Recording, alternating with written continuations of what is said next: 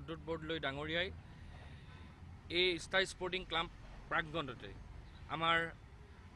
community হলৰ আধাৰশিলা স্থাপন কৰিছিল আৰু আমি সেইদিনা অনুষ্ঠান পাতিছিলোঁ আপোনালোক সকলো আহিছিল আৰু তাৰ পিছত দেখা গ'ল যে যোৱাকালি ৰাতি কোনোবা দুষ্কৃতিকাৰীয়ে আপোনাৰ ফলকখন খুলি পেলাই লৈ গ'ল আৰু এটা গেটত তলা ওলমাই দিছে আমি তেনেকুৱা ধৰণৰ পৰিস্থিতি আমি কেতিয়াও বিচৰা নাছিলোঁ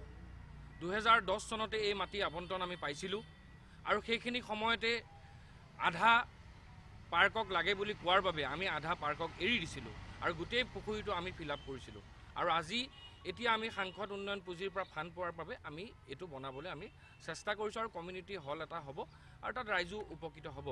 কিন্তু কোনোবাই মনে মনে কাৰোবাক লগুৱাই পেলাই যিটো কাম কৰিলে তেনেকুৱা ধৰণৰ আচলতে কাম কৰিব নালাগে ডকুমেণ্টছে কথা ক'ব ডকুমেণ্টছে যদি আমাক কয় আঁতৰি যাব আমি আঁতৰি যাবলৈ বাধ্য হ'ম কিন্তু আমাৰ তাত আমাৰ প্ৰপাৰ ডকুমেণ্টছ আছে আৰু সেইবাবে আমি ইয়াত ৰখি আছোঁ আৰু কোনোবাই যদি ভাবে যে ফলকখন লৈ যাব বেৰা আঁতৰাই দিব বা তলা